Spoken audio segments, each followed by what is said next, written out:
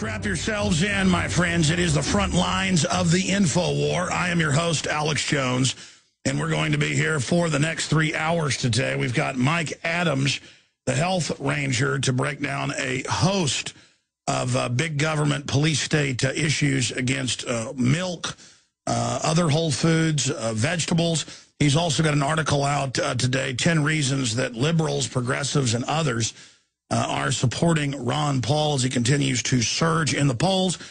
I see a report out via the Atlantic magazine that Homeland Security is monitoring the New York Times and Drudge Report.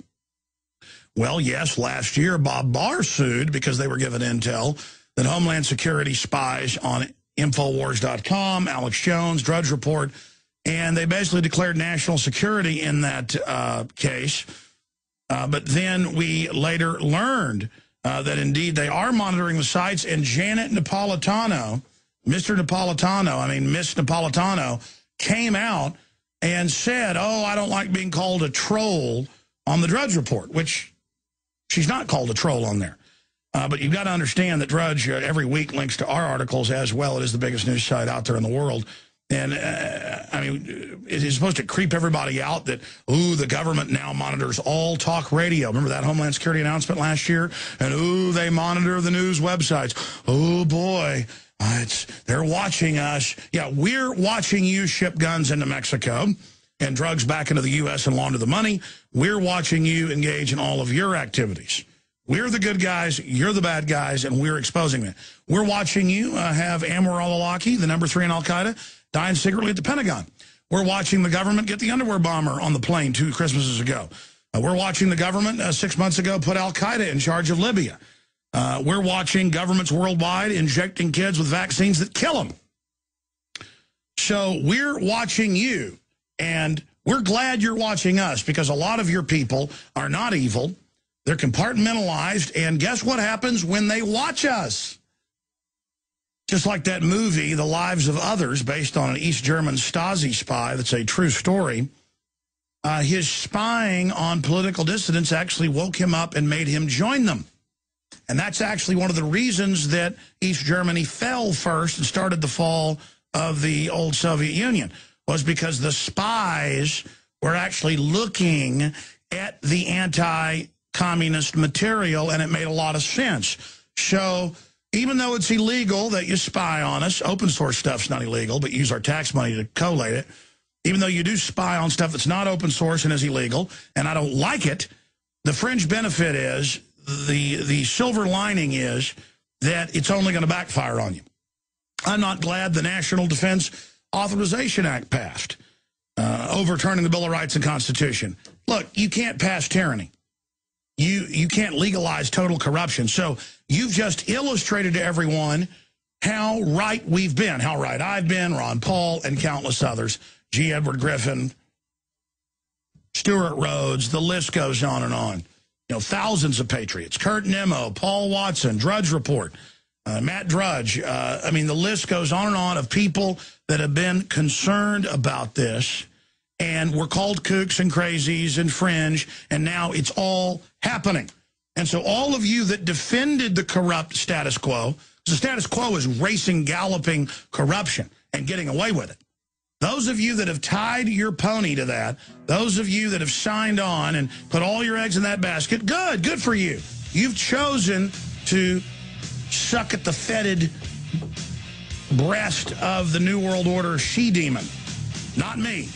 It's Infowars.com, PrisonPlanet.tv. We've got some special reports that I was going to air on the nightly news tonight. We're going to premiere Darren McBreen's Man on the Street. Do Americans Want War with Iran piece? We got a bunch of guests coming up. Newt Gingrich confronted on Bohemian Grove.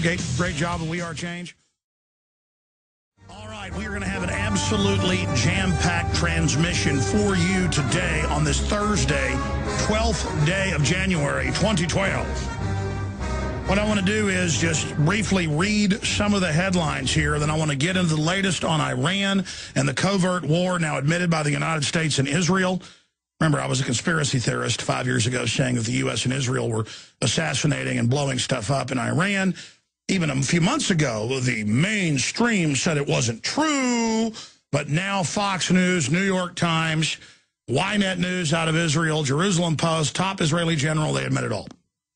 There you go. So I told you the war with Iran is on, and it's going on currently and accelerating towards blockades and embargoes and open, hot army against army war, not just asymmetrical. And Iran is saying they're going to start attacking Israelis, so it's off to the races. And people say, well, what side are you on? I'm not on any side except freedom. And I'm tired of the endless wars. They only lead to more wars. And killing Iranians and blowing up their military bases, they're going to respond. You know, it's like asking when a bolt of lightning strikes a house and it catches on fire, what side are you on? Well, I'd rather the bolt of lightning not strike the house and set it on fire at 2 a.m. and burn up the family inside. I'm against calamity. I just don't think war's always sexy and cool and the way to go. Now, if you're being attacked, if you're having your liberty taken, if you're being overtaken, then you have a right to defend yourself. It's funny, though, when we have this foreign global corporate government that's taken over America and is militarizing the police against us and overthrowing our Bill of Rights and Constitution, engaging in classical tyranny, oh, I'm supposed to just sit here and take it, or I get put on extremist list for just being what you'd call an Americana. Just, you know, Americana. 57 Chevys, freedom, private property, Elvis Presley, Marilyn Monroe. You know, Second Amendment, John Wayne, leave me alone. I mean, it is that simple. And so I'm the bad guy. Ron Paul for being a classical, what made America great. I mean, if you know what the Constitution, Bill of Rights, Declaration of Independence is, what it stands for, it's very simple, then you love Ron Paul. But in this world where the criminals run things, to be patriotic, to be common sense, is revolutionary and is threatening. And Ron Paul, I've got some of the video clips we'll play later, you know, he's been giving speeches saying, hey, they call me a kook and weird stuff because they can't intellectually face me on the issues. This isn't a guy that needs a teleprompter. This is a guy that actually is obsessed with information. You know, the other candidates are like, what do you do when you're at home on the weekend? I watch football. Everybody's like, ooh, that's manly. Ron Paul's, well, when I'm not spending time with my family after they go to bed, you know, I'm reading textbooks. I'm reading history books. I'm reading economics. People are like, huh? That's boring. That's not manly to actually know how things work. No, that is as manly as it gets. Men are supposed to be informed. Men are not supposed to be silly and mindless. Children historically are obsessed with little ball games and acting tough and, you know, petty celebrities. Historically, women have been associated with that. Not that there haven't been a lot of serious women, but it's always been kind of allowed for women to be into things like that. Men are supposed to be serious and involved and informed. At least in free and great civilizations are known by that hallmark of stoic, aggressive, serious, informed men who see it as manly to be able to speak 5 languages and who know history and who are ready, if you challenge their honor, to go out in the street and have a sword fight with you to the death. That's what marks real civilizations, is men who are ready to die on an instant's notice for what they stand for. Our most manly aren't even hold a shadow to our predecessors. This is what we've turned into, is a bunch of arrested development, gibbering monkeys. I see grown men who have imprinted on sitcoms and dramas who think acting silly and acting stupid is cute and funny. And you wonder why our civilization is in free fall right now. Because men are not being men. We're being taught to act like little boys with feminizing hormones pumped into us. By the way, I've been telling you for more than 12 years since I discovered public scientific documents and interviewed people like Dr. Blaylock and others that bisphenol A is massively causing cancer. Big study out today, mainstream news. We're forcing it out there.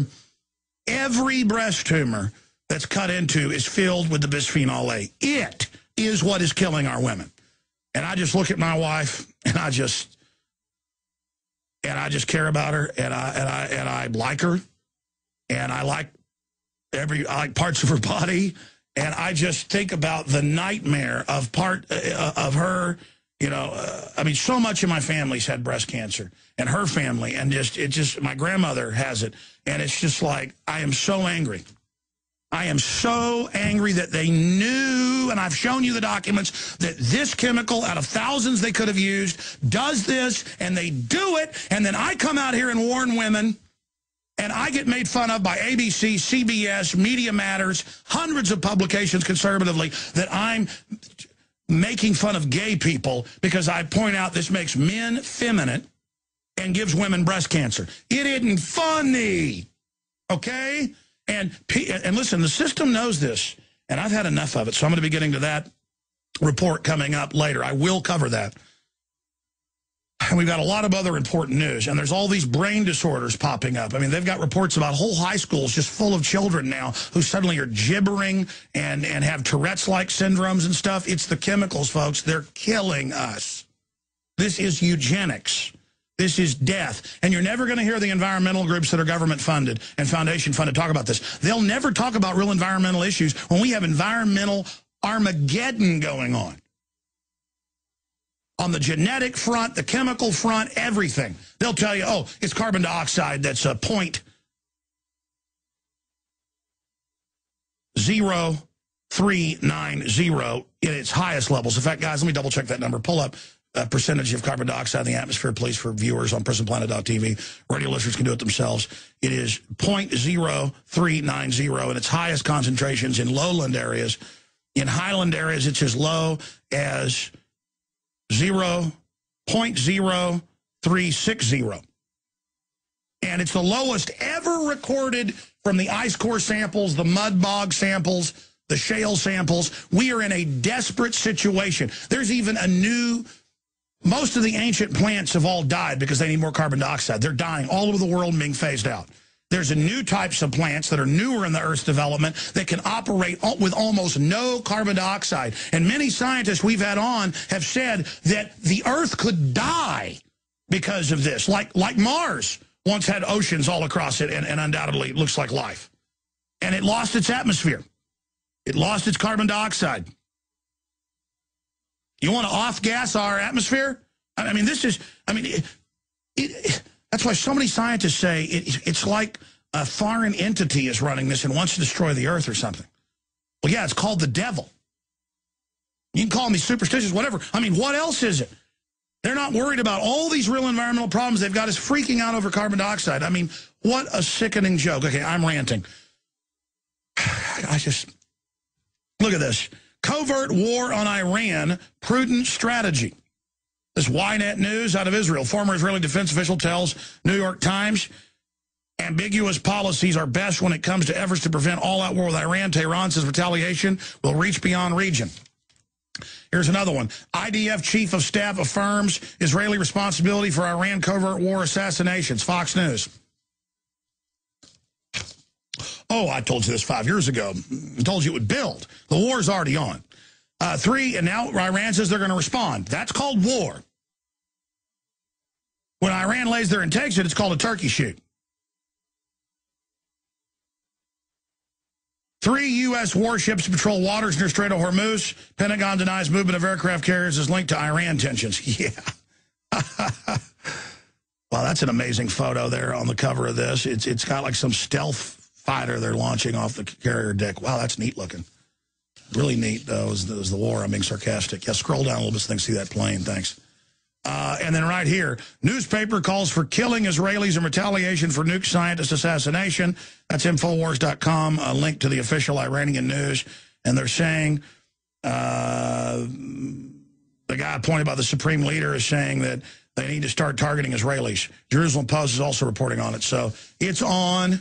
It is on. I hope we can turn this around, but it's on right now. And it's escalating fast.